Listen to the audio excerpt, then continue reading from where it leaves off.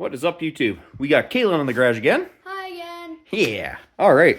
So Kaylin has been awesome. Handing me tools, holding the light and all that stuff. Actually, Kaylin, could you grab that light there and just shine it over here? Awesome. So we got the puller figured out. We got the. You just got to use enough washers, which I went after work and I bought these. And yeah, you just got to make sure your puller has the like cone tip that goes into the hole in the crankshaft. And then these are M6 bolts for a Polaris Trail Boss 250.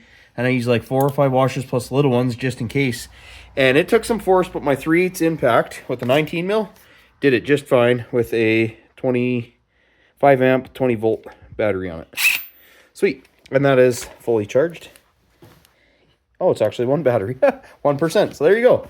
At any rate, to remove the crank seals, so this is a kind of, it's not rubber like these ones, but there's 2 different options, which is great. So make sure you check your year, make, and model for your crank seals. I got the all balls ones.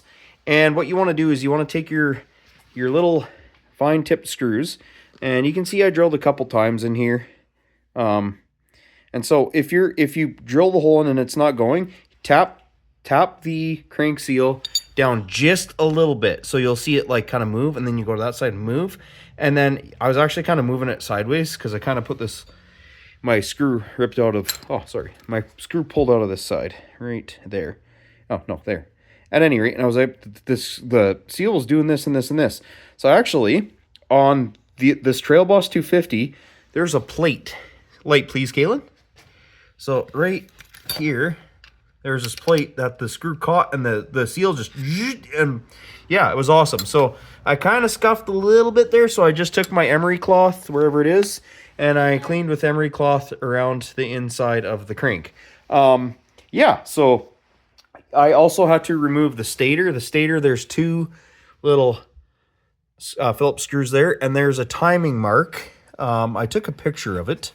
I've got it marked. Your timing mark is right there.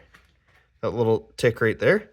And yeah, I shouldn't, it goes against this one. This little tick right there goes against that little tick for your timing.